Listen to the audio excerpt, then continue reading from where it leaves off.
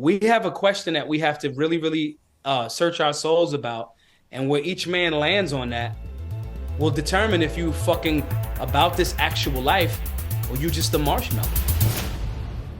Let's go.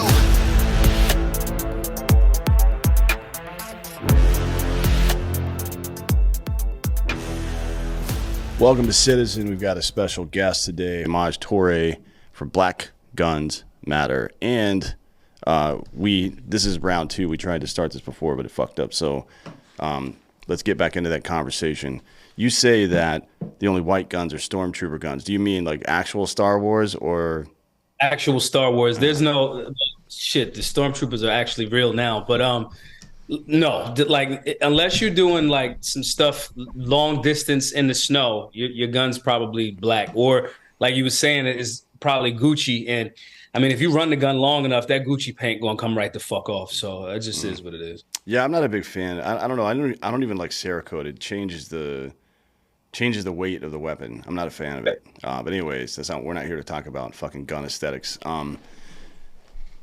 Tell me about your upbringing, how you grew up, and because you're kind of a staunch libertarian guy, and how you arrived at libertarianism. I got a lot of buddies from your community who have left, like the Hodge twins, for example, have told me a bunch of times over the years that politics in the black community is cultural. It isn't necessarily about. It's not necessarily about representing the community in one way or another. It's just like, well, we vote Democrat because we're black, right? That's what they think. They're from Virginia. Yeah. They're from Virginia, and they were like, I don't think. I guess this was 2 years ago. They were like, I don't think black people are ever going to get out of that mindset. Well, the data shows that there's a lot of people leaving the Democratic Party, right? The black community is going to not do that if people keep saying that. It's almost like saying. First, historically, that's inaccurate. Black people were overwhelmingly Republican. And just like people say about libertarians, oh, there'll never be a major third party. There'll never be a third party, independent, whatever. Republican Party was a third party. The Whigs are not even, the Whig Party isn't even around. And so the general public thinks that because the programming and the media propaganda keeps that going. They say, culturally, but, like Breitbart said, politics is downstream from culture.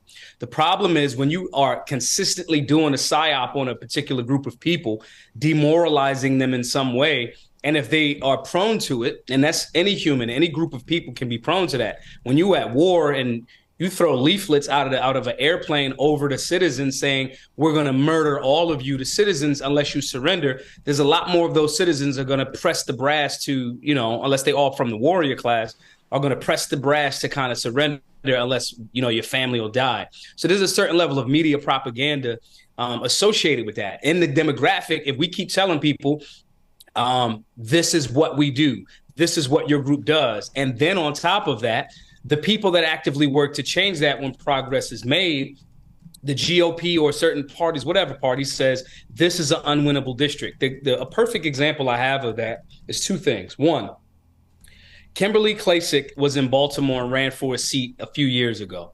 She raised for those that don't know, she had that amazing video where she had on the dress, she had on the heels walking through Baltimore, and she looked pristine, but the backdrop of Baltimore, democratically ran, looked horrible. She raised about $8 million, if I'm not mistaken, for her campaign, and then wound up getting attacked by a lot of people in the GOP saying, why are you running there? That's an unwinnable district. If the people didn't believe in her message, they wouldn't have given her $8 million. You do the flip side of that. There's a county right outside of Philadelphia that Scott Pressler, who's the tall guy, looks like Fabio. All he does is political and voter outreach. That's all he does. He goes to different cities and just does that. The county right outside of where he was last month, just doing voter registration, just switched from red to blue. So the argument that these communities will not ever ignores the psyop that's been put on a community, as well as ignores the political apparatus, the duopoly. Mostly the vast majority of the GOP are rhinos. It ignores their participation in stalling the efforts to make these situations not blue anymore. So leaving that out of the conversation, even with those things still being there, before we get to leaving that out of the conversation, even with those things still being there, you still see amazingly drastic reductions in approval for Joe Biden.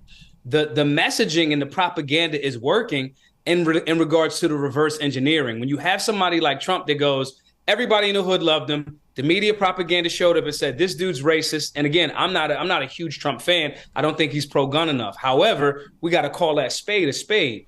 You have somebody the hip hop community, urban demographic, black community, whichever way you want to say it, loves. The propaganda machine gets turned on when he runs for president. They ignore the economic difference between the administration previous and then now Biden. But the hood, the community starts to go, nah, the money's different. Culturally, it's different. Main man gets on all black platforms and says, if you don't vote for me, you ain't black.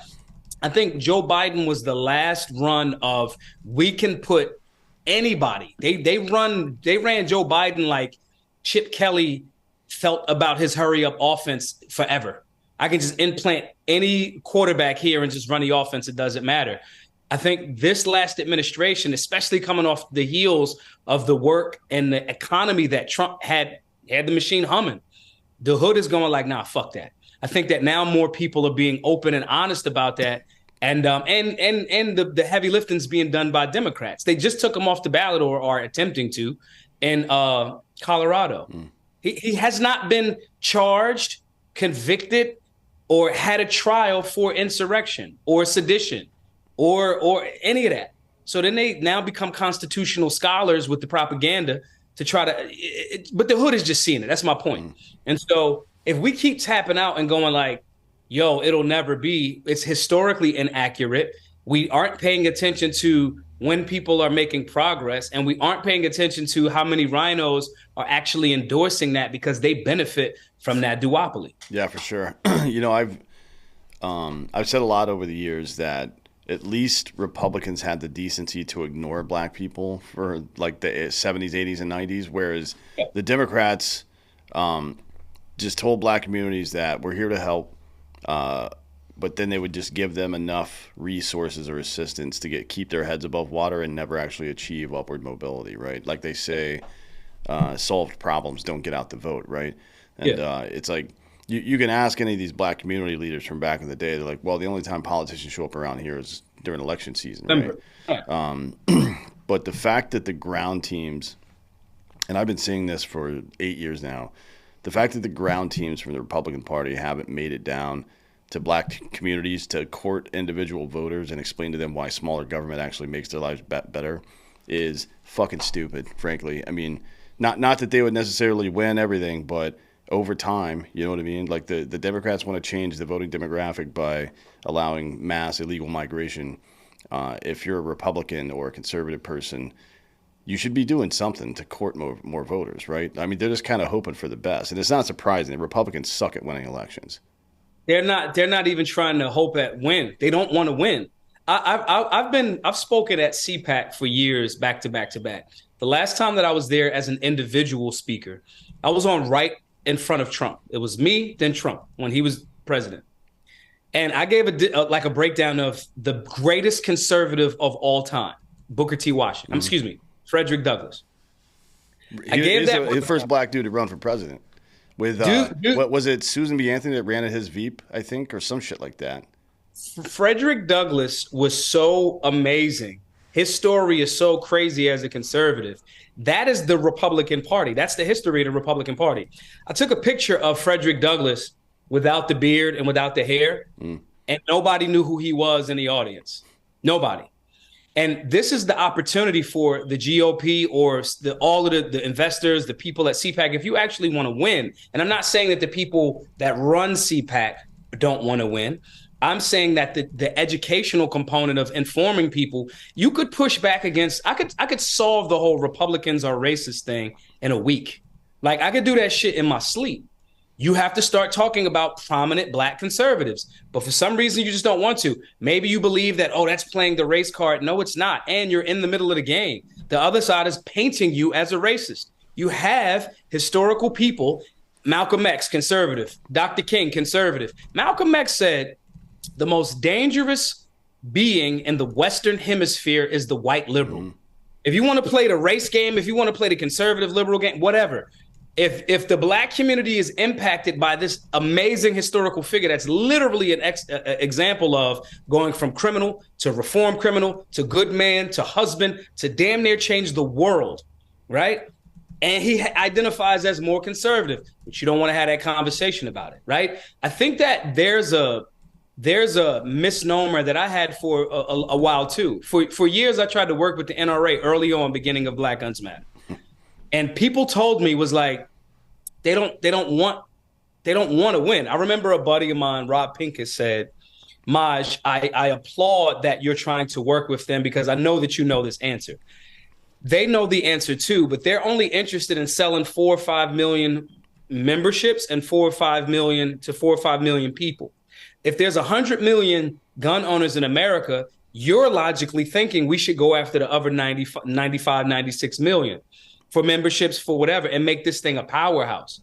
Even though the NRA has an amazing civil rights and human rights history, they're just at that point in time, hopefully that changes, they just weren't interested. I told them when the, what's his name, Philando Castile thing happened, I was actively talking to high-level people at the NRA at that time. And I was like, yo, let me take the point on this. I don't work for y'all, but hook me up. Let's do some things. Let's do some classes.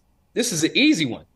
They didn't want to talk about it because the rumor at the time was Philando Castile had cannabis in his system and the 4473 and all that other shit. They are not interested in trying to win. The GOP is very similar in that regard. They're not trying to win. If Trump damn near single-handedly shifted the votes in the black community just on his persona, imagine if the GOP actually got behind him. Imagine if Mike Pence actually was what we initially may have thought he was going to be as a VP. Imagine if he wasn't fighting with that party. And again, I'm saying this as a person that's a libertarian. I'm not even a Republican.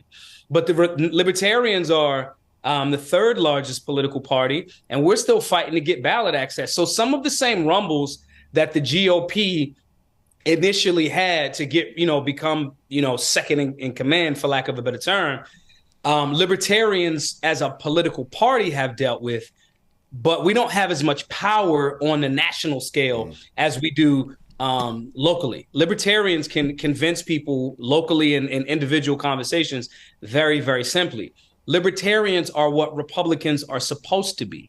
Classic so-called liberals, the founders, could be more classified as libertarians at this point. And so that's why I took BLM the name.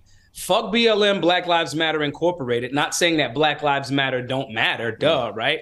But that organization, I just fucking commandeered their name because they wasn't using it right and they wasn't helping the community. BLM now stands for Black Libertarian Movement. Imagine if we got Black people, and I say Black people because I fucking live in a Black community. I don't want people to be, oh, why is race a part of it? There's a reason why Democrats are in Black communities, because they're the linchpin. Like, that's just it. But imagine if Black, Asian, poor, brown, whatever, poor white communities all decided to say, you know what?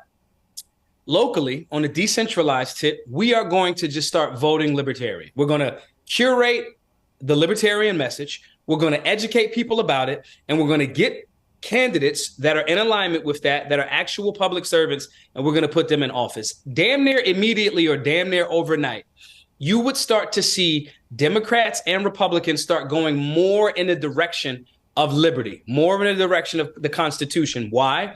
Because as Larry Sharp says, who's one of my favorite libertarians, you have better Democrats and better Republicans when libertarians are in the room. We're like the referee telling people to keep it above the belt, reminding people of what the fucking rules are, reminding people about property rights, pushing back against the propaganda. So, for example, the biggest thing with libertarians, people will say, oh, you guys believe in open borders. Okay, maybe some do, but that's not really the case. And I don't. So like even having that simple conversation, I don't think that Republicans are doing what they need to do because they don't want to. There's a financial incentive and a power component by just pointing at the Democrats as being the evil. When you have a more empowered libertarian or independent presence, those guys' jobs are on the line because the way that we talk, the way that we engage the people, limited government, auditing at minimum, removing the Fed at maximum, explaining how the Fed is responsible for your fucking interest rates, regardless of what red or blue is in the office, explaining to people the importance of property rights, explaining to people the reason why limited government is the key. These are conversations that Republicans are supposed to be having, but they're not going to, because I do not believe their definition of win is what your and I definition of win is. Our definition is keep fucking soldiers at home until it's time for somebody that fuck with us, and now it's time for them to fucking find out. That's a win. A win for us is rebuilding American infrastructure, jobs, and economies. That's a win for us. That is not a win for the so-called public servants that are in the left or the right camp in DC. That win is, how can I go in making a job of $140,000 a year, but leave after 5 or 10 years with a net worth of $40-50 million. That's their win. They are fundamentally different. The fucking nerds have taken over. And I'm not saying you can't be smart, but we went from gangs of New York politics where only strong leaders could actually be in a fucking position to revenge of the nerds. And the nerds are winning the way they want to in the game that they want to play. We just have to, be okay with being very, very aggressive and prejudicial towards defending what freedom looks like and defending our nation, as well as, this part may sound a little too aggressive for some people, probably not on this platform, but we have to get back to being okay with violence. The fact that the political class understands and will accept violence from their side. Politics is, and war in politics is diplomacy by different means. Like when diplomacy fails, now we got to go to this.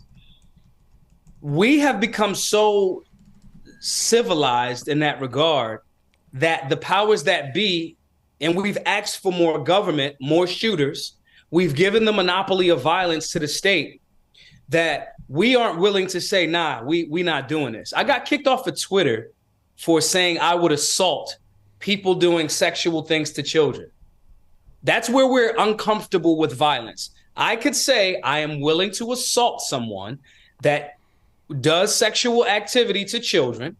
I'll probably go to jail. I'll bail out. And if I find out they're doing it again, I will assault them some more because I don't give a fuck. Mm-hmm. I said that and got kicked off of Twitter. We are not okay with violence. And those two things are the reasons why the overlords are kind of like, what the fuck you gonna do? Yeah, I mean, all government, this is something that people need to fucking understand. Regardless of what side you think you're on or any of that bullshit, or what system of government is, or what political philosophy it is, all government eventually and invariably leads to the extraction of wealth and labor from the population, right? That is the, if you think about it in terms of balance, of yin yang, of nuclear fission, or fusion rather, yeah, blowing up a star but gravity holding it together. Like in all things in life, there are these balances. The balance of government is power, right, versus liberty. It's always power versus liberty, right? And it's the centralized power especially. And then when you give when you allow the government or whomever it is, the state, to have a monopoly on violence, well, that's what we call authoritarianism, right? Like you don't have, it is presumed in that situation that you don't have the right to fight back. You know what right. I mean? And that is the death throes of an empire. Like that's when it's over, when people accept right. that as their fate. Right. I just think that the general public, in explaining that to them in a way that's saying, hey, we are prepared for violence. We are very skilled in the art of violence, and we would prefer not to. But we will 100% fuck you up if we sent you to DC to do a job and you were fucking us and fucking our future generations, because it's going to come back, like you said, to the labor and the money and the resources. Your actions through overtaxation, taxation, your actions through advocating for things that are not in alignment with the Constitution. The Constitution is a very well-balanced document. It stood that test of time. Those dudes took from different governments and was like, we're in a shitty government. Let's make sure this isn't in it.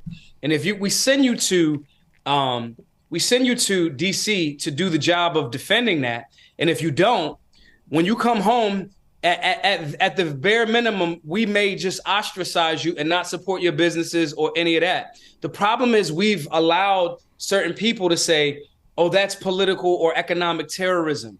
You are supposed to terrorize people that are advocating for or pushing towards more and more of your liberties, resources, property, and happiness being encroached upon. You are supposed to do that. Bullies are supposed to feel very, very horrible around us. If you are a person that is a giving man, a giving woman, a lover of God, or whatever your belief system is, or whatever, right? If you're being kind to people and strong and nurturing and helping young men develop to be stronger young men, and women to be stronger and smarter and more emotionally supportive and healthy women, if you're doing that, we are going to be so supportive of you. But if you do things that are in alignment with the degradation of those things, whether that's any area of human activity, education, entertainment, labor, law, politics, religion, sex, war, doesn't matter. Those are the areas of human activity. When you do things that are in alignment with eroding that, you are in essence attempting to destroy the quality of life. Now, the argument is people will say, well, does that warrant violence? If Hitler would have been stopped early on, right, or the conditions that came to Hitler being in going from, hey, we got to have a strong national unity. Because I'm down. I understand that. I'm going to be careful how I say that. I'm not saying I'm down with Hitler, because then somebody will say, you're advocating for people to get murdered, whatever. But if you're saying, I'll say it this way.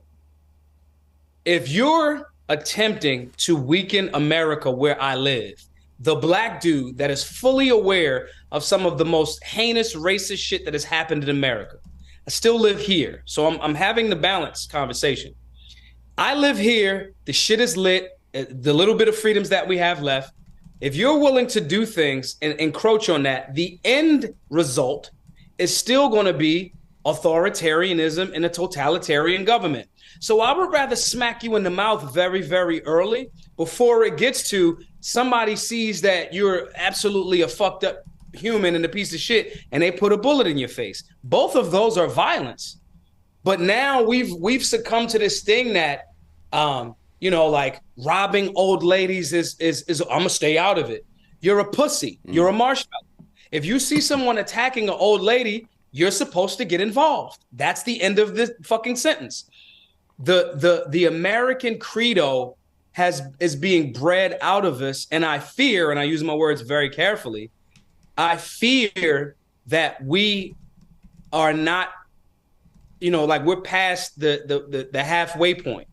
I fear that we may not have enough time to develop and strengthen young men, especially in the hood. That's why I work as community, mostly in the hood. Men that didn't even expect to be alive this long, when you show them freedom and you convert them to liberty, they are zealous in their defense of freedom.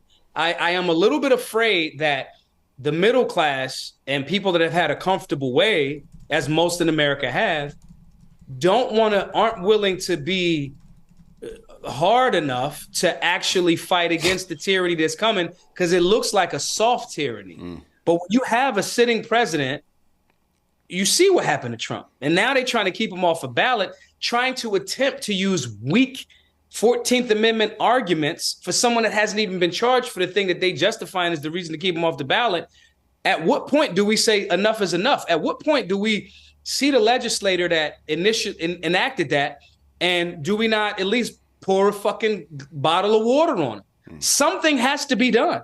And so I'm not saying we should go to the Capitol and shoot people. I'm not with that initially. However, I am saying that we at least should be able to have a conversation. And if we're not going to have the conversation about it, then we're not a constitutional republic anymore. We're already a failing and crumbling empire. So yeah.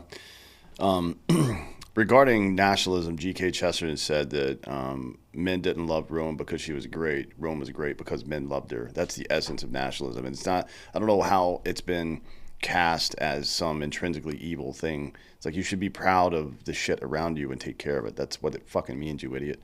Right. Now, as far as, Well, we've been saying that words are literal violence for a couple of years now, right?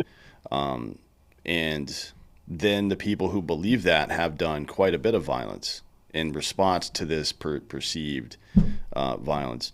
But then you see like somebody that's trying to do what you say, which is interdict when some asshole is trying to prey on the community, like Daniel Penny in New York, for example. Yeah.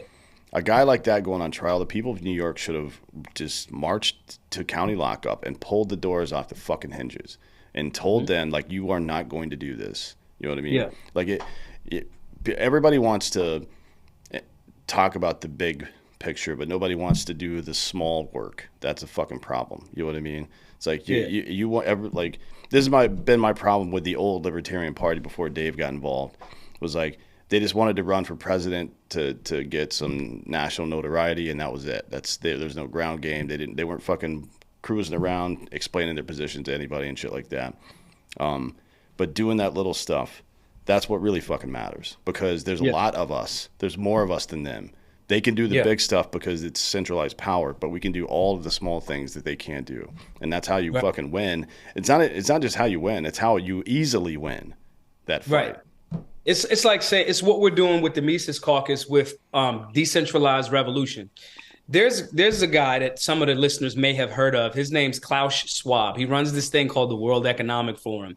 Between he and other basically they're fucking Sith lords. Mm-hmm. That's what it is. He recognized that putting money into local races to get candidates running from the Democratic side that would nullify and wouldn't even charge certain charges, the laws become irrelevant and you get more bang for your buck by putting money and energy into local and state races, right? The presidential thing, things can get nullified if the shit ain't enumerated in the Constitution, states' rights, so you kind of got some buffer there. Mm-hmm. What Mises has done is push for a project decentralized revolution. Federal government or government in general should only exist to defend the rights of the individual, border security, like interstate highways, very, very limited shit. When we as libertarians were saying, hey, we got to decentralize this thing, it was exactly what Schwab was doing, just on the evil end of the yin-yang conversation. And we've seen that. We saw shit places like, everybody wants to get mad when Trump said, such and such is a shithole country. San Francisco is a shithole city. I was there not long ago. It's a shithole. It's 1,000 light years away from what it used to look like, right? So the process of breaking down internally because you can't beat America from the outside in. You got to soften her up on the inside. That process has begun in that regard. And if we push back against that using liberty as the thing, we will win. And when the Mises Caucus took over all of the Libertarian Party, right? I was there in Reno for that annual convention, and I told the dudes, I said, listen, that's great that you guys took over. We got rid of the old leadership who were a bunch of fucking morons. This one guy, few of them, forget his name. He was the chair for a while. I forget his name. He's that irrelevant, but he's a fucking asshole. That guy's gone. And what I said to them was, you're now in control of the third largest political party in America. Have a great night tonight. Drink wine, have beer, have a good time. But as you start going in a different direction, you're going to get the attention of the duopoly. It's going to happen. And so some of you will get a bag of money dropped off to get out of races. Some of you will be intimidated. Some of you will be threatened. Some of y'all are going to pretty much fold. And so I said, but I want you guys to really understand that the propaganda is about to shift. And they laughed and they joked. And fast forward a bit, Klaus Schwab literally is saying libertarianism is pretty much the thing that's in the way of totalitarian. He said this like a couple of weeks ago. And so I made the video and I made a clip of me going back a year or so ago saying that this was going to happen. Libertarian values, or classic, what is identified now as classic liberals, this is the way. This is what made America the most powerful nation. And I'm saying this, that America did have contradictions. I can't leave that part out. However, when we're talking about present day right now, libertarianism The GOP could do it if there were actual Republicans, but they're not. They're not cut from that cloth. They're not on that John Brown shit. They just not. Libertarians are the only one, as we're seeing with Javier Milei over in Argentina. He won overwhelmingly. It's not because people just like Javier Milei per se, because he's so cool. It's because the people are tired of it. And so when the GOP is very, very quiet, we take this somehow fucking badge of honor by saying we're the silent majority. Dr. Martin Luther King said, beautiful quote, there comes a time where silence becomes betrayal. And you being the silent majority doesn't matter if your cities are going to shit. And so we need to be open and saying we are men and women of peace.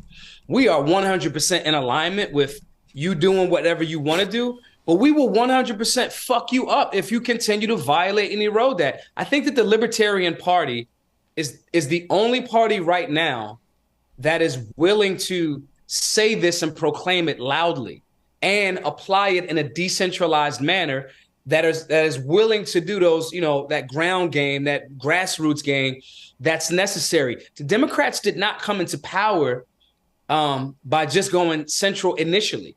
They were beating the streets. They had foot on the pavement. They've become so comfortable because their ground game has been so good, and because the GOP is damn near non-existent in these areas.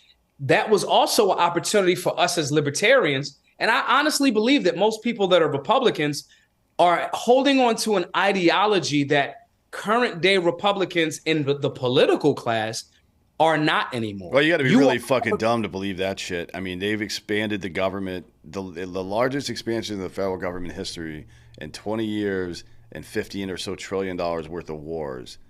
That's not fucking conservative. You know what I mean? At all. If you still believe it at this point, then you're not fucking paying attention. And that's the part that it's like, listen, guys, we need blue collar. We need the founders. We are in the times that we read about. Like, I forget what book this was, or it might have been a TV show or something, but it spoke about there was no real time.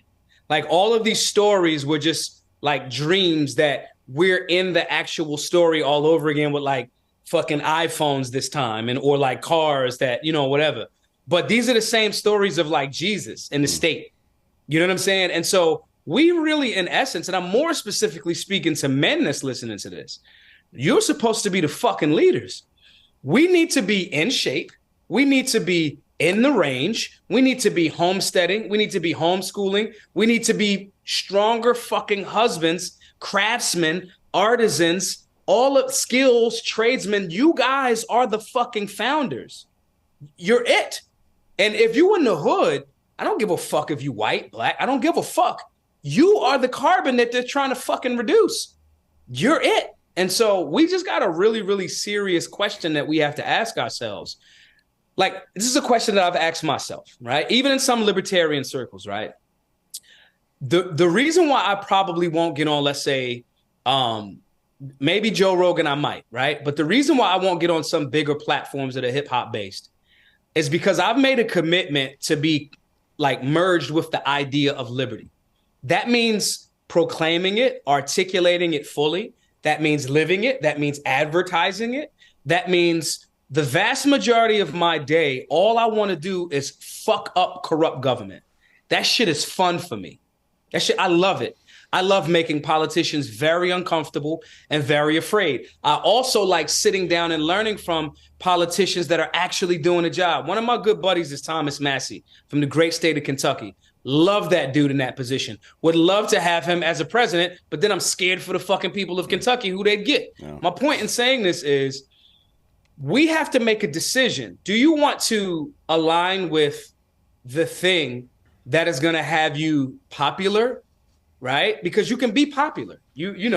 I can clean up and put on a suit and get on the stage in front of Trump at CPAC. All I have to do is say the catchphrases, right? Or I can challenge some of the people at CPAC and push them to recognize that, hey, maybe you're highlighting some neocon pundit voices that are absolute trash. Maybe you're doing that. When I say that and I make that decision, I am effectively doing a kamikaze on my political aspirations on a popularity situation. However, what comes out of that is meat and potatoes or vegetables, whatever, guys and gals resonate with that message. And I might not be on that platform anymore, but the general public, and I can hit different platforms and all types of things. And I may not be on, I truly believe that's what my Fox TV show deal fell through. That's what I believe. Point being is, us men got to pull our pants up and make a grown fucking man decision.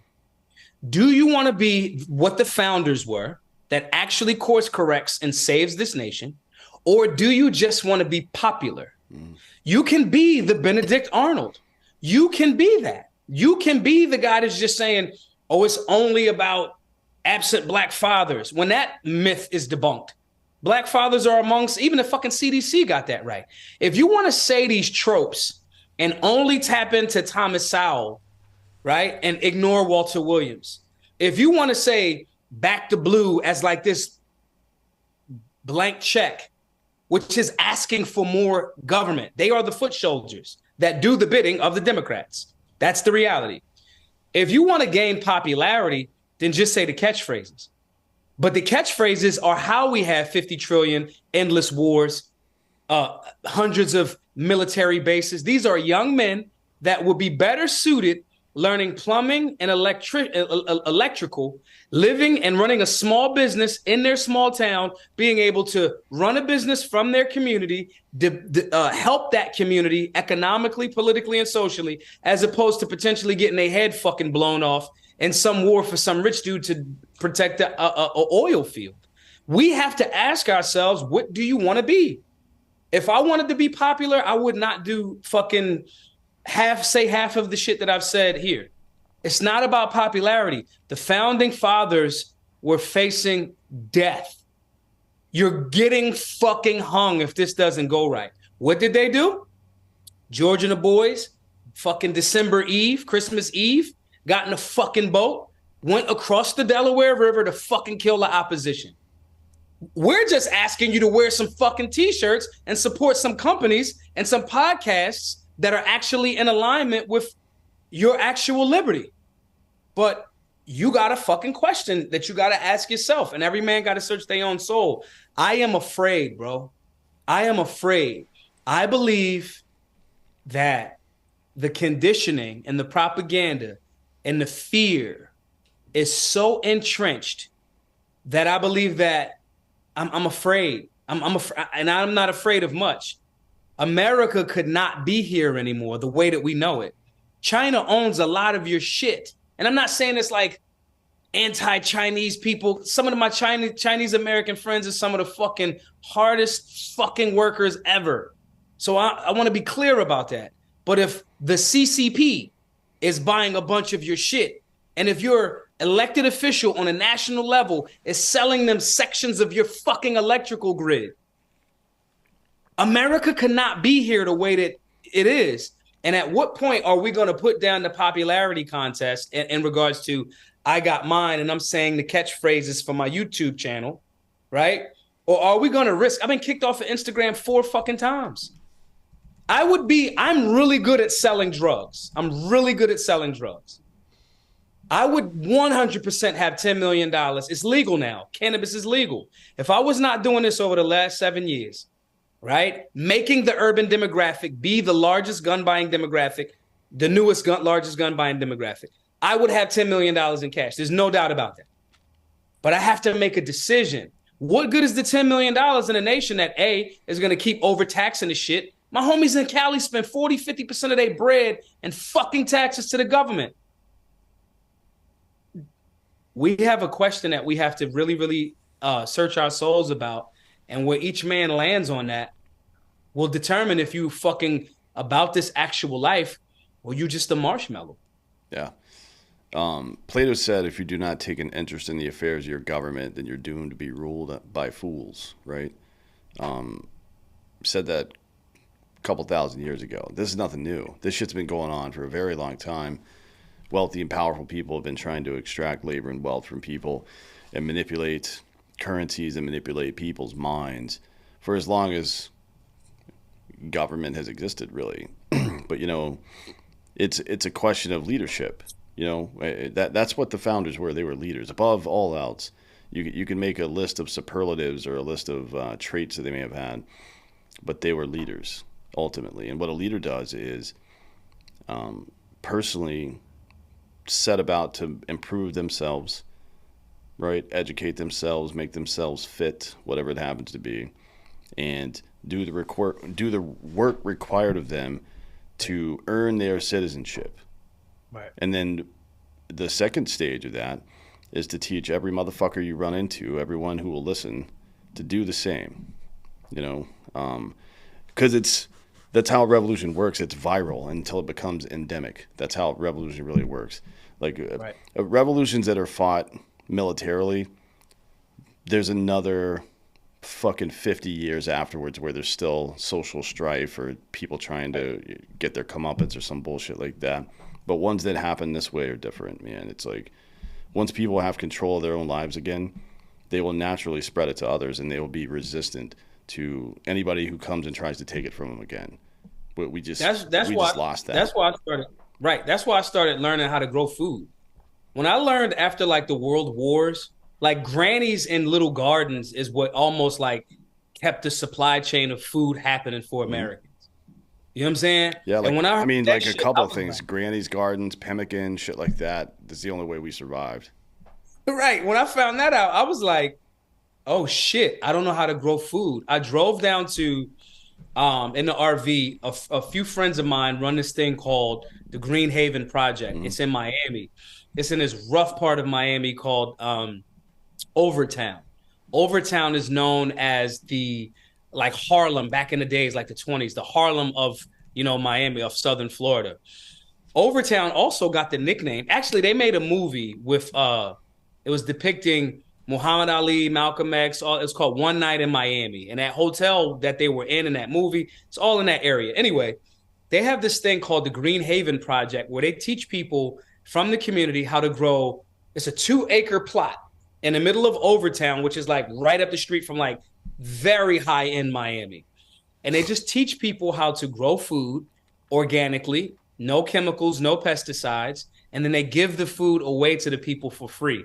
So I pulled up down there, and it's an amazing nonprofit. I pulled up down there and was just doing grunt work for 2 months.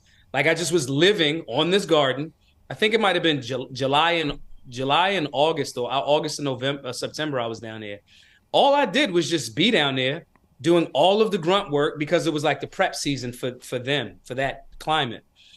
And when it almost makes me like, yo, I'm in the Solutionary Center right now. On the roof, I'm prepping to get ready to grow food on the roof. Like that level of self-sufficiency when I can just grow sweet potatoes. Sweet potatoes are great for me going to the gym. Inflammation, you know, all that other good stuff. If I could grow a little bit, some sweet potatoes and some broccoli, or maybe a stalk of corn in the backyard, a couple of stalks of corn, to be able to pull those resources out of the ground and not be dependent upon the government telling me you got to wear a mask to come in this grocery store to get your sustenance. When you showcase that, I don't care if it's just sweet potatoes. If I got a whole winter worth of sweet potatoes, I will not die. I will not die. And these are the things that they are afraid of. This is what that type of revolution looks like. Well, you know why, right? It's because if the government shows up and nobody's got their hand out, they don't have any fucking power there. That's what they're really afraid of. And so what you're talking about is decentralizing food, right? Yep. Decentralizing is the word that matters most in today's political spectrum because it is natural. It's a natural process to try to consolidate power into one area, whether even if it's not a particularly nefarious motive you have. You're just like, oh, well, it makes more sense to do it all in one place. So maybe it makes more sense to have mass scale factory farming because then it frees people up to do whatever the fuck else they're going to do with their time. Like any of that shit matters. You know what I mean? It's fucking stupid, but we have this idea that we should try to make our lives more efficient. Like that's ever helped us be better people. You know what I mean? It's fucking stupid, but we have that idea to do that. But look at the consequences. This is the same thing I tell people about gun stuff, which we'll get into in a sec. But the consequence of that is that the government doesn't actually do anything. Right. They hire private companies to do it, and they pay them a 40% markup on average, which is fucking retarded, right? They're just scamming money from us. But they don't actually do anything. It's the private company that does it. So it's now a private company with very little oversight, like Monsanto, for example, producing these products that completely buttfuck our food supply. And now we have all sorts of we have major hormonal issues in adult men now. Like it used to be the case that after 30, your testosterone would start to wane a little bit each year, until your 80s. Now it's the average 21-year-old in America has the same level of testosterone that the 65-year-old had in 2000, right? We fucked people up like this. So, the only way to solve that problem is to decentralize it. To if you're able to patronize the local farms and ranches and get your shit directly from people right? Or start doing it yourself. Like those are the only two real solutions that exist anymore. Now, I'm fortunate to live in Texas where HEB has pretty good beef. They buy it all from local farms and shit like that. But I still won't buy fish or chicken from them ever because it comes from fucking Brazil. And I don't know what the fuck they're doing down there. You know what I mean? Right. So it's like this is something that you really got to pay attention to. If you're talking about being fit and being ready for the fight or whatever, if you're eating food out of regular grocery stores primarily, and if you're eating shit out of boxes and bags, you're fucked. Like your body's fucked up. It's just the way it is. Yeah. Getting people to understand that revolution isn't sexy to most people. People have this picture of revolution being like, it's fucking Mel Gibson, fucking the Patriot. No, but the reality is just like collectively saying no. That's really what it is. Like, oh no, we can actually do this ourselves. Why don't you go fuck yourself? That's the real thing, right? No, thank you. Just no, thank you. Mm-hmm. No, thanks. And so, getting that into the people's minds, and then seeing how their wallet, like, I love Japanese sweet potatoes, yams. If I can grow them and not have to buy them from a grocery store, I've now saved $100 a month in sweet potatoes. That is $1,200 for the year.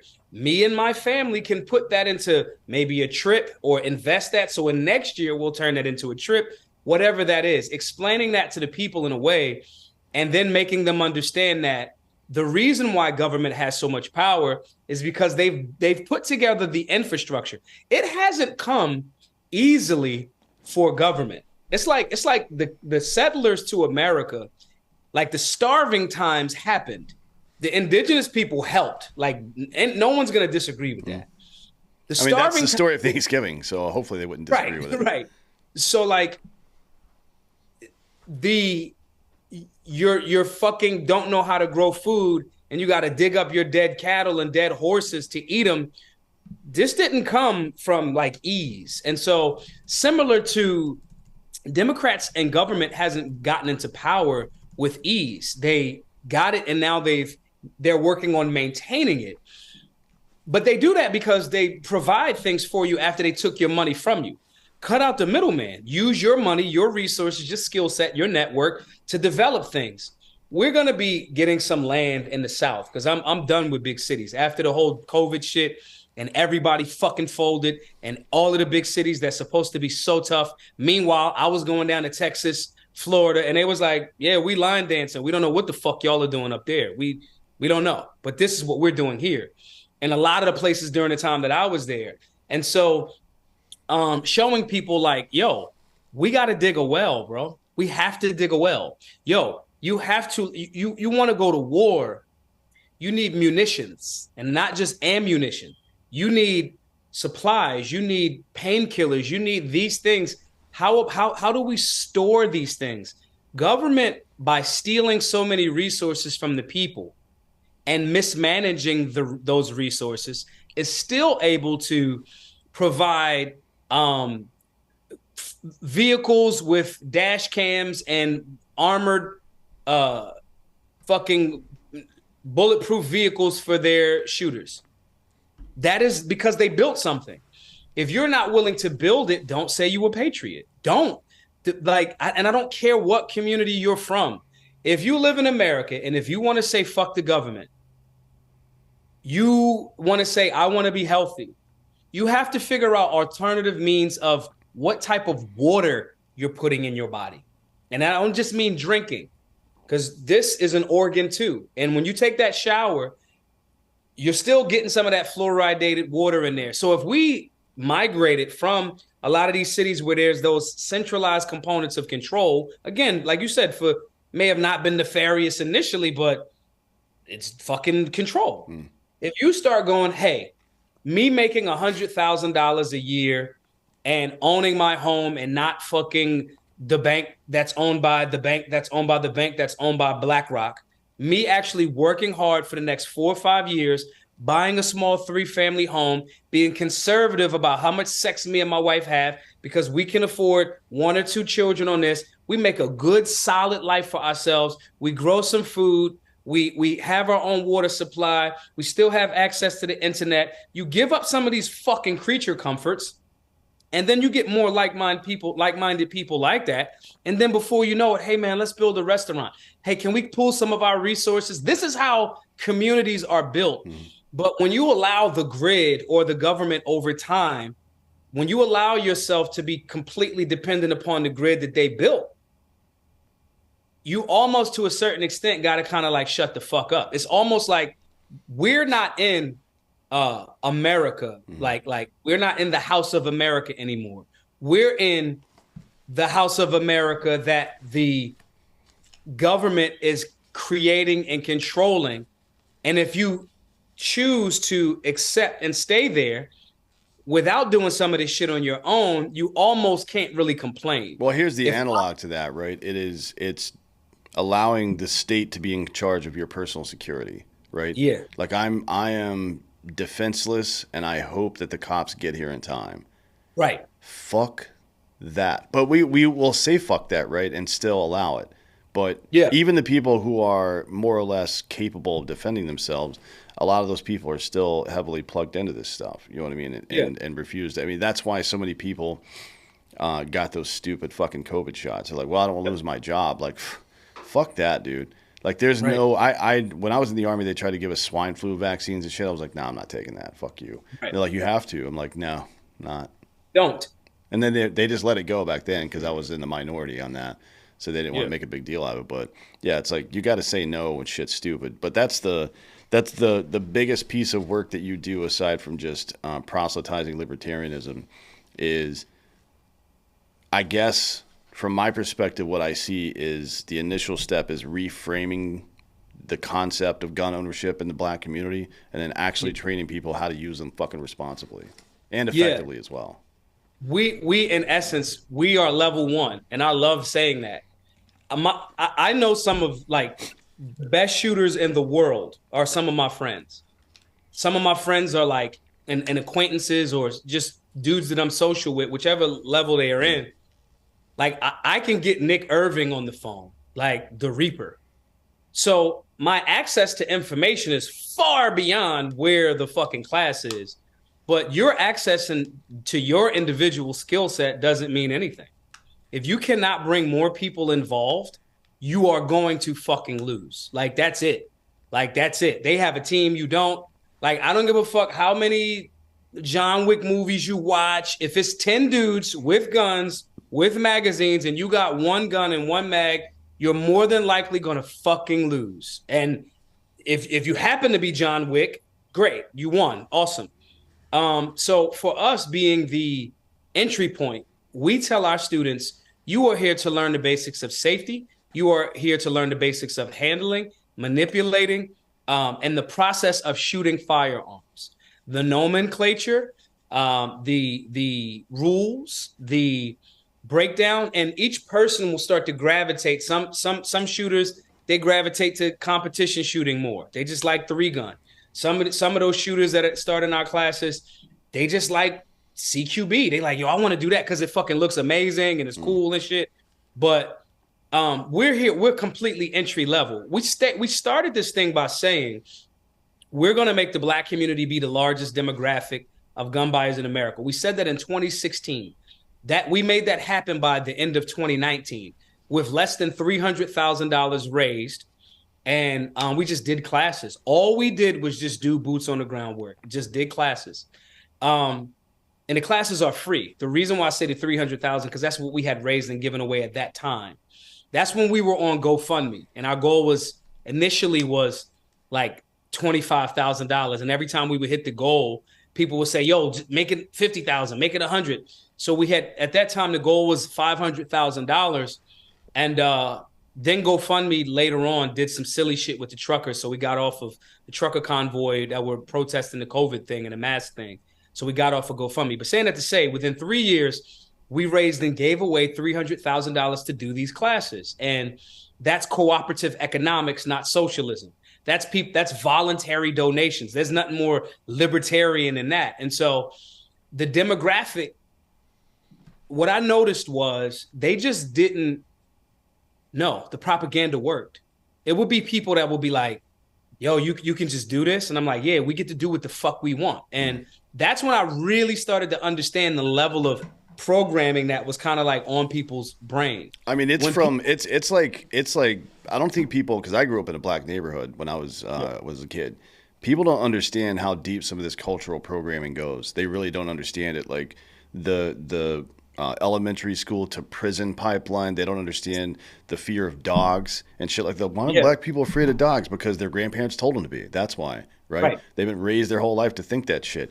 And if you can fucking get somebody that young, and especially these days, children used to be more or less shielded from politics. We didn't watch that shit. We got annoyed because one of the 3 channels we can actually fucking watch had the president on it. We want to watch cartoons, you know what I mean? Now it's like you're inundated constantly with politics from as soon as you get a device, however fucking old you are when you let your kids, or they are when you let your kids get a device, they are inundated constantly with fucking propaganda. So it isn't just like this, the cultural impact of repetitive messaging when they're young like that just fucks people up. I mean, but it could also be a good thing, right? Like you tell them like, hey, we're good people here. You see somebody needs help, you fucking help them. The end. There's no fucking question, and you do it regardless of what it costs you.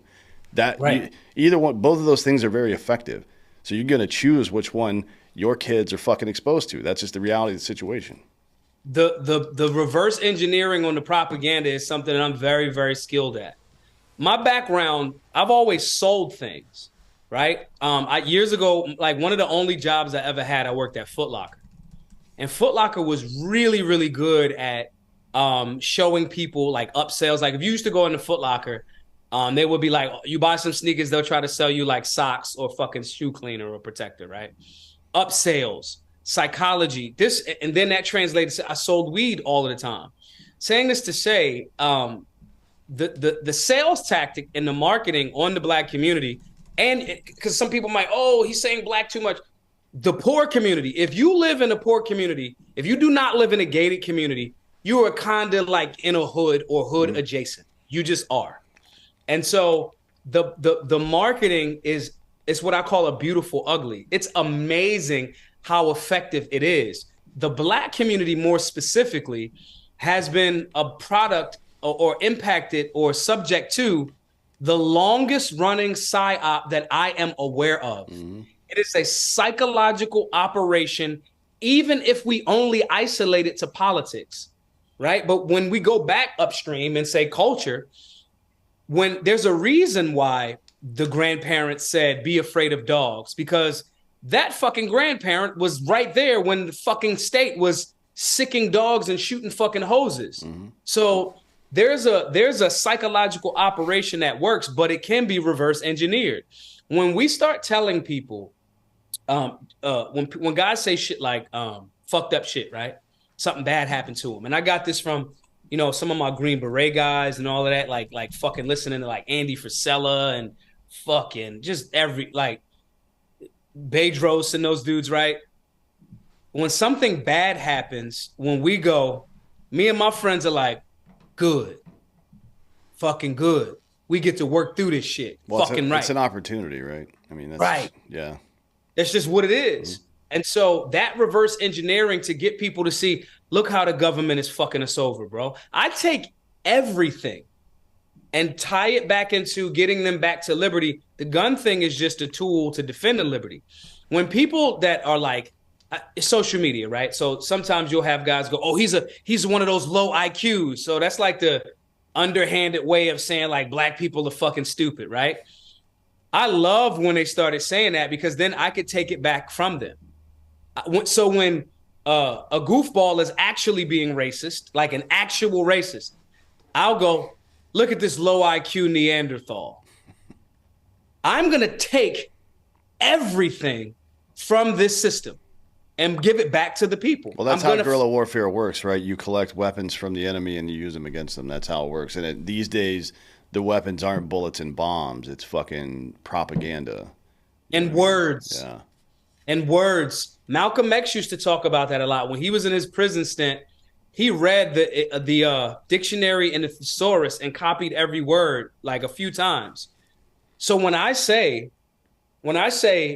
I'm American, when I say I don't have a license to carry, when I openly say I stand on the Second Amendment shit, when I say it, I'm not just saying it because I believe it and I know it to be accurate.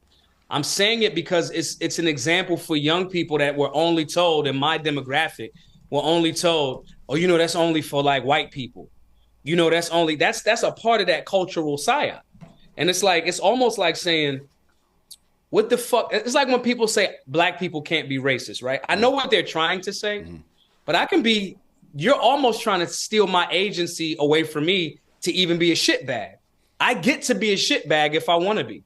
Nothing is going to tell me that because of who I am or my melanin content that I can't be a thing. What we try to do is make sure that we're implementing into the young people and the people that's watching and the demographic, all of this shit is yours and you should defend it.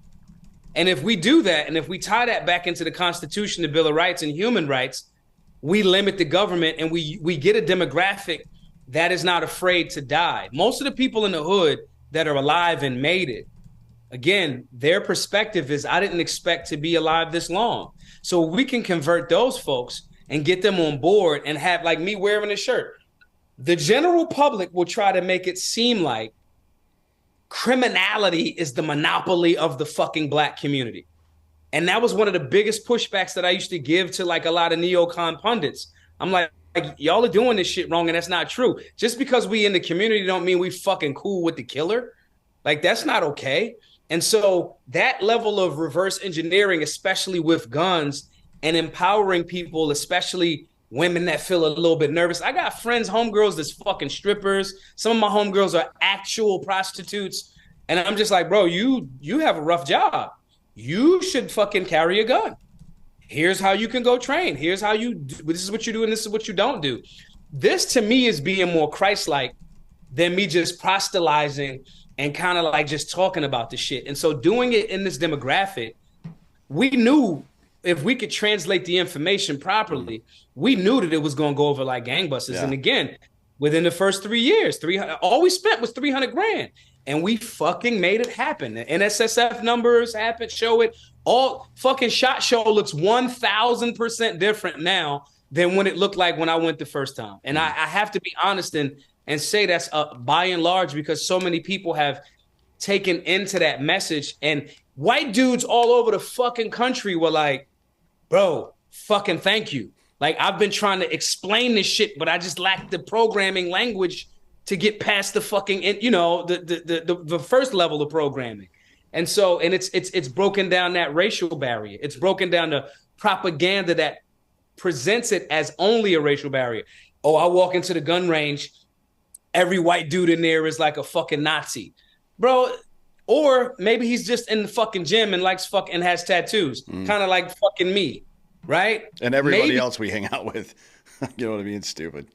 You see what I'm saying? Yeah. And when you put them in that environment and they able to kind of go like, I'm like a consigliere. They trust me and I walk them in the room. When they're in the room, they go, oh shit. Then we get them, because now once I get you on the ability to defend yourself and protect your family, and then I show you how the people that you were told to vote for don't want you to have the means to be able to do this anymore, I unplug them from that matrix and there's no plugging back in. Yeah, well, that's the thing. One of the critical starting points for this shit is to explain to folks who are affected by it exactly how evil this shit is. Like the way that leftists come up with these words like whiteness, and then they associate education and wealth and articulate speech and professionalism and even organized cabinets a couple of months ago for some fucking reason, with whiteness, and imply that, one, it's inaccessible to you because you're black, or two, you're not fucking black anymore if you do these things, which are clearly shown to improve your fucking life, right? That is a very specific type of psyop meant to keep you from being successful in life. And it's being done not just primarily, but exclusively by the people that you vote for. What the fuck? I mean, once you can get people to fucking see that, I think the anger starts to fucking boil up in them a little bit, and they're like, all right, fuck these people. You know what I mean? Now I remember the first time. Then now what's really important too. Now what? Right. But anyways, I remember the first time I went to Africa, right? I was 19. And two experiences that I had in Africa at two different scenarios. The first time that I went, a friend of mine, his family had like an import-export business here in America. And he was like, yo, do you want to go to Senegal? And I'm like, fuck yeah, I want to go to Senegal. And so I go to Senegal, but the rumor in the black community is Africans on the continent don't fuck with African Americans. And so I get over there and I'm kind of like, I want the experience, but I'm a little like, that's the conditioning. And so I get over there, and after the first few days, man, these were some of the most beautiful, happy fucking people that they didn't have like Starbucks on every fucking corner, none of that shit. And I was in Dakar, Senegal, so it was a pretty modern city. However, it didn't have the same shit that America has. America's, it's fucking lit over here. Wi-Fi's everywhere. Yeah. And so after the first few days, I remember saying to them like, yo, I got to be honest with y'all. And they were like, what? And I'm like, yo, I thought that Africans on the continent didn't fuck with African Americans. And they laughed and they was like, yo, before you came here, we thought African Americans didn't fuck with us. Somebody had put salt in the game and lied to both sides so motherfuckers wouldn't make that connection. That's what the government is doing to all of us. They want you to fucking, it's the fucking black dudes. Now, are there shit bags in the black community? Yes. Are there shit bags in the white community? Yes. Are there shit bags in the fucking police community? Yes. Shit bags exist. I am of the belief, and me traveling around this country 8, 9, 10 times at this point, I am of the belief that they are actually in the minority. Somebody's giving them the fucking bullhorn though. And so we got to smash the fucking shit bags fast. If you smash the shit bags fast and make an example, the potential shitbag that's more of a coward that hasn't matured into full shitbag mode, they start to fall the fuck back. Mm-hmm. As well as when we are the example of, I am a good dude. I am going to hold that door open.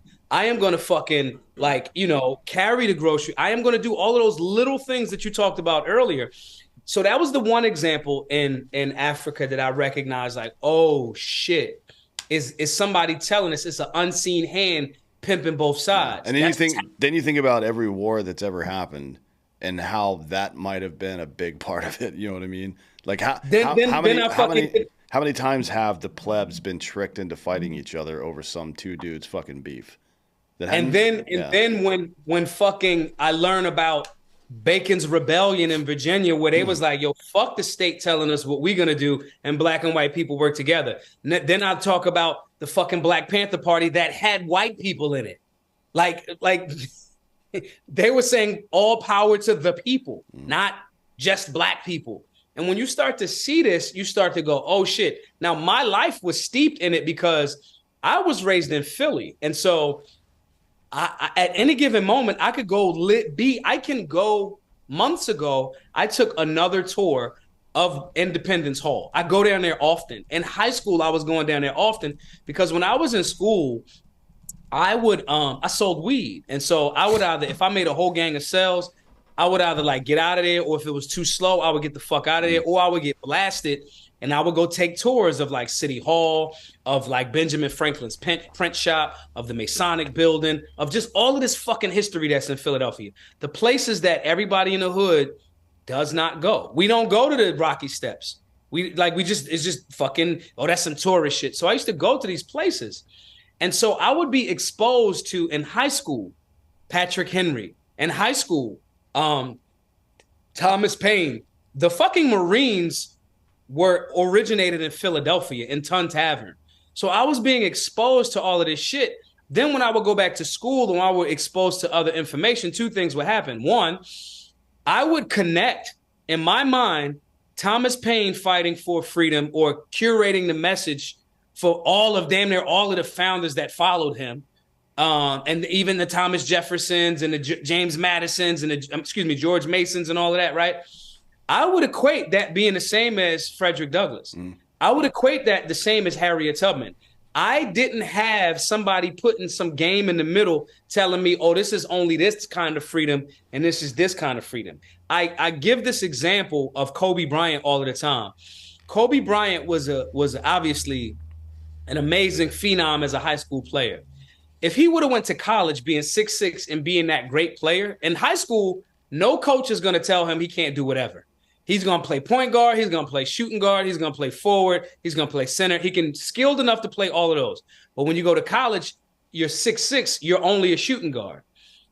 But because he skipped that cementing, he was still able to develop his game. I could still dribble. I could still shoot. Every player that skipped that college process becomes fucking dominant from all the way back in the 60s from fucking, I forget the guy name. Chocolate Thunder was his name in the Sixers. He went Moses Malone right into high school into fucking into the NBA. Kevin Garnett, Kobe Bryant, obviously fucking Tracy McGrady, Vince Carter, and obviously Kobe Bryant. Yeah. My point in saying this is they were able to skip the conditioning of college, the programming. Me being able to merge those two different types of thought, but merge them with freedom without somebody in the middle, because when I went to school and I would ask the teachers about specific people, they didn't know who the fuck I was talking about. None of the teachers knew in social studies who the fuck Patrick Henry was. And I was selling weed, so I made more than my fucking teacher. So my point in saying all of this was I had that inculcation of that was my programming. Now, you fast forward again.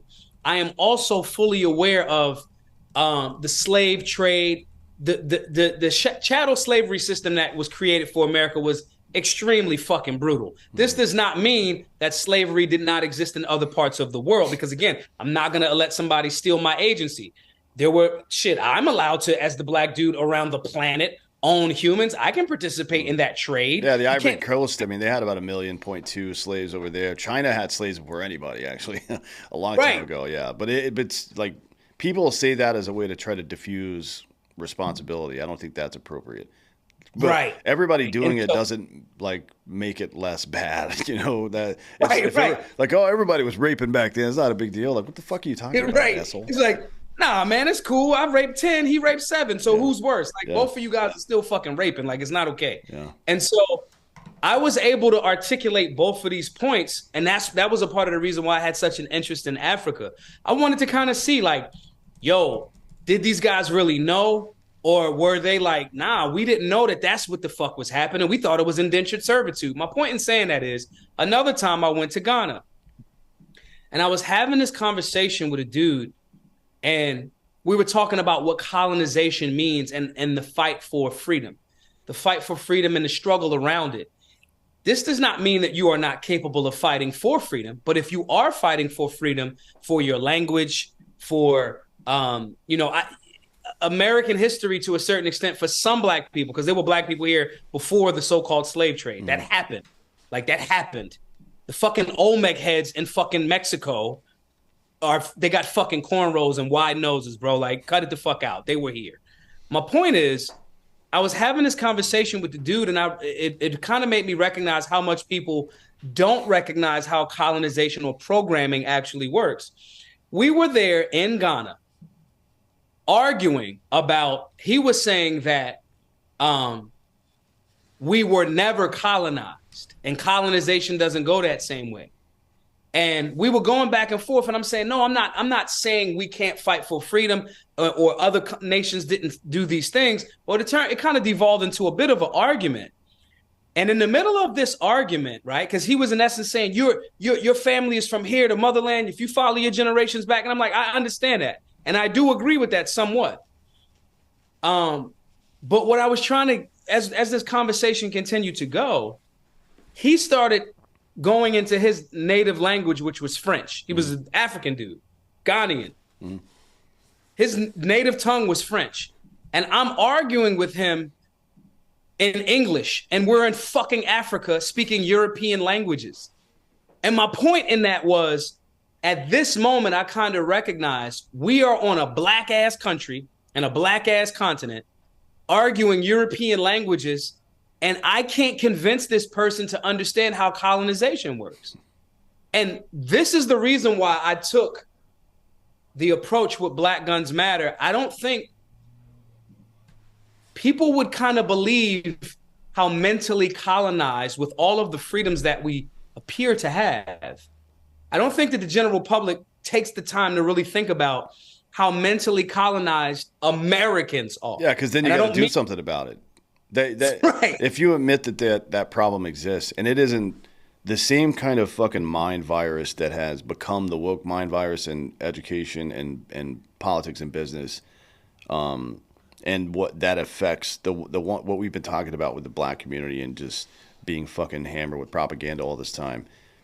The average white person is content to let the government run roughshod over them, provided they have an iPad and a fucking Hot Pocket, and they'll just let the government do whatever the fuck they want. So let's not pretend, if you're out there listening, like there's one group of people who falls victim to this, and we've got to go save them. No, you have to save your fucking self first. That's the only way to fix this problem, because everybody's being affected by this shit.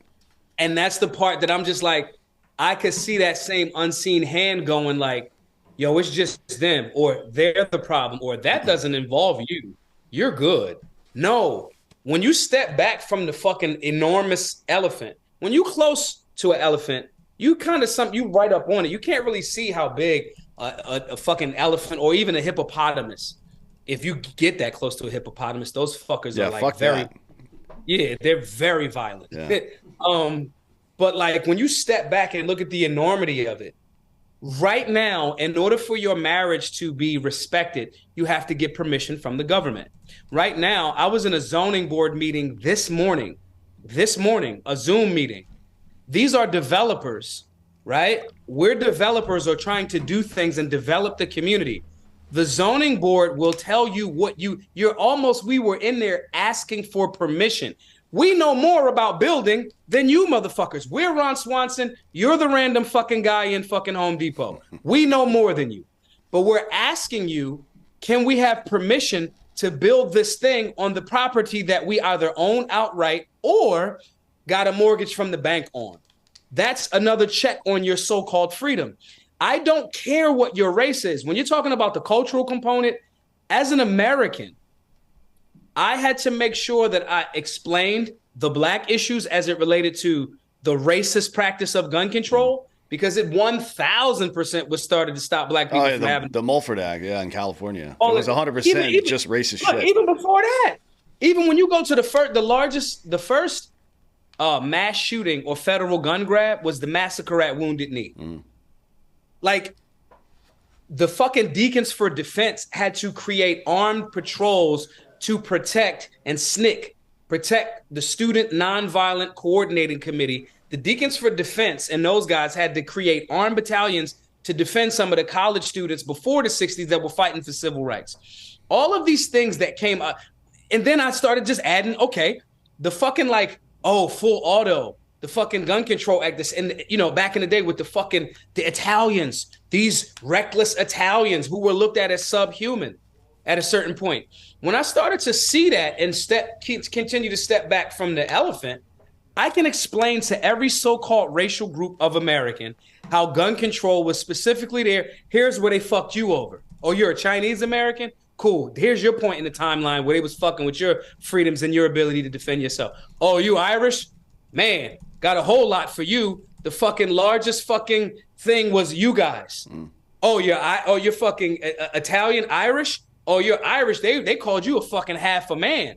That's why the fucking Kennedy thing is this way. Like, all of these fucking things were based in race. So I have to explain that. But then I have to step out further and go, these were people in positions of power to legislate, which means it was the state that codified their hatred or race as the thing to make you not fuck with him so they could pass legislation just so they could fuck you over later. Explaining that fully is how we were able to get so many people starting in the Black community to start going to go buy guns. Now the next phase was to get those people to go, okay, the government did this. Overreaching government did this, which is just people operating through this. So we need to put people in that's going to limit government. Translating it that way empowers the people more than just saying to them, oh, you on a Democratic plantation. That's nothing. Yeah, fuck I that can't stupid ask shit. somebody to fucking come back with me, and I'm just like, yo, come here, slave.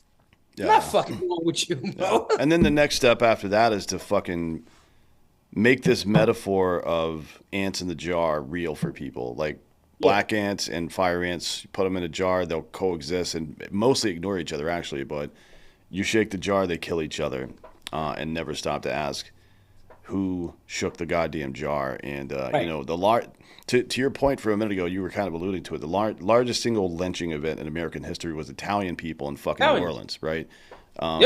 Again, that isn't a fucking one up or gotcha or whataboutism. This ain't the fucking oppression Olympics. No, it's fucking retarded. It is to simply say this: liberty only exists if it exists for fucking everybody, and if it doesn't, it's just another form of control. You know what I mean? And if you're comfortable with that, call yourself whatever you want to call yourself, but don't call yourself a goddamn patrioot, because that's not what you are. Right. It's like you calling this thing, like, I don't like Rob Smith. I think Rob Smith's like, I think he's a pussy, right? But he just got kind of like so-called swarmed. It wasn't really a swarm, but he got kind of like surrounded by like the Groypers and shit like that at some conservative event. And I think Rob's a pussy on certain levels. Now he was in the military, he served in Iraq, so there's a certain level of pussy that he's not. I have to be honest about that. But I just think he kind of soft. He's a gay dude too, so he's just more feminine. And I think that shit is like really bitch made. But nonetheless, he happens to be a black gay dude that's conservative. And I saw all of the like the Groypers like surrounding him, calling him a faggot and shit. And I just was like, now these guys are gonna be presented as what conservatives are.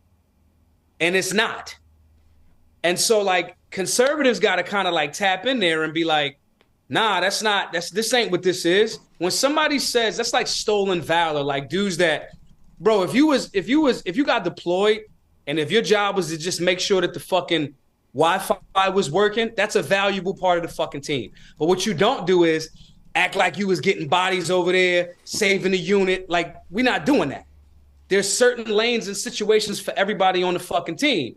And so the team has to be willing to say, bro, cut that shit out. You're not representing what this thing is about properly. When I'm adamant about saying I don't like rats. I don't like people that knowingly participate. Me selling weed could have got me 50 years in jail. It's still Schedule 1 now. I don't like if we say we're going to move 50 pounds and you get caught. You knowingly know that we're participating in so-called unlawful activities. And then to lessen your sentence, you tell on me. That same energy that I keep, I'm also not going to go tell on the guys that's my competitors. I'm going to tell the police. I don't like rats, period. The standard is the standard. And I think that when we start being more, now speaking more to conservatives, because I don't think the libertarians right now, to hopefully this maintains, I don't think they have a problem telling people their principles. Libertarians are like fucking vegans. They're like, I'm vegan, you know? And so I think conservatives need to step up and say like, yo, that's not a conservative value. When you just let these dudes just say, yeah, we back the blue. Back the blue to do what? Arrest 7-year-old children in 2021 for not wearing a mask in a New York fucking art museum? Is that what you back? Back the blue how? For ruthlessly killing fucking Tony Tempa? I mean, this is why we have a constitution, right? It's why we have principles, because when you pass any kind of law or create any kind of weapon, you have to imagine it in the hands of your worst enemy, right? So this idea of tacitly approving of everything one institution or another doesn't make any sense. Like we specifically designed a system of government to not do that, right? Right. For it to be like the personnel should be able to be interchangeable because the principles are strong, but that's not the case anymore, right? Now we treat the personnel as we treat the principal as interchangeable. You know what I mean? And that's not what a principal is. It's fucking stupid. So it's, you know, it's a long road to message all this stuff, but you're out there, you know, hitting the pavement, doing it and shit. We got to get out of here, but tell everybody where they can find you so they can get involved in this shit. Guys, the biggest thing that you can do, one thing I want to say this. If you're not reposting this podcast weekly, you're doing yourself and your community, your online community, a disservice. When you hear these not just this one particular podcast, when you see all of this freedom being spoken very openly and independently, you got to get behind it, guys. And I'm not saying that just because I'm on the podcast. I'm saying that because there's not many podcasts that you can have these open conversations. They get fucking snatched. And so make sure you're supporting that. That's one. Two, support the work, dude. Like we are $240,000 away from $1 million raised and given away. We've cracked the $750,000. Now this is over 6 years, right? The last remaining part of that $240,000 goes to buying this building, because we can at least have one location in the leftist city that everyone can come get stuff for free. Education, at least the education. We want to buy the building outright. That will also pay for all of 2024's classes. Another reason why I'm going to ask everyone to donate towards the work is I have a gun charge. I go to court at the end of January. I stand on this Second Amendment shit. I do. The precedent has been set in the state of Pennsylvania. I'm not a criminal. I'm not the violent dude, all of that. I am a fucking patriot, and I say that proudly. And no, I'm not getting a license to carry. No, I'm not. We teach people how to get them. If you want them, cool. So I want to make sure that we can hurry up and buy this building and pay for all of the year's classes. Because even though the precedent is in my favor for the state of Pennsylvania, you never know what the fuck happens in court. And having force multipliers where all of the classes are already scheduled and done across the country and in the center and we own it would be a huge fucking fuck you to the opposition if this goes left. And so if this conversation added some value to your life, if you may not be at a space right now where you want to be as vocal as we are, that's fine. We're not judging you. If you don't want to share it or buy some merch or wear some merch, donate to people doing the work. Okay. Where you guys can support, givesendgo.com/solutionary. And if you follow me on any of the social media platforms, it's always the link in the bio. On Twitter, it's Maj Toure, MAJTOURE 999. On Instagram, it's Maj Toure 999. That's the backup page. And Big Daddy Toure is the main page. Official Black Guns Matter on Instagram as well. And the website where you guys can register for some classes. We have a basic class on libertarianism. We have a basic class on firearms. And we have a basic class on understanding imminent threat. These are online classes. They're about 2 hours long. It's interactive with me. And those are $20, but you can go over to solutionaryuniversity.org to register for those online classes. So those are the areas that you, ladies and gentlemen, can support. But lastly, please, guys, you made it through 3 years of a serious psychological operation. You survived. Suicide rates were up. The mainstream media, corporate media, government merged in an unholy alliance to make you fucking comply. And you did not. And even if you took the jab for your own reasons and you regret it now, you didn't kill yourself. Economy's fucked and you're holding on. So I just want to give everybody a gentle reminder to be fucking kind to yourself. Be kind to others. Give them some empathy. That does not mean be fucking soft and justify their bullshit or your own bullshit. But what it does mean is you ran through 2020. 2020 was fucked. And you're here damn near 4 years later. And the things that you're going through and the struggles that you may be dealing with because of inflation, hyperinflation, stagflation, economics, depression, all of those different things, be kind to yourself, be loving to yourself, hit the gym, eat a little bit healthier, go take some classes, get on the fucking yoga mat, do that inner work and that personal development, but be kind to yourself and others. We are in this together. We are not each other's enemy. The fucking overreaching government is.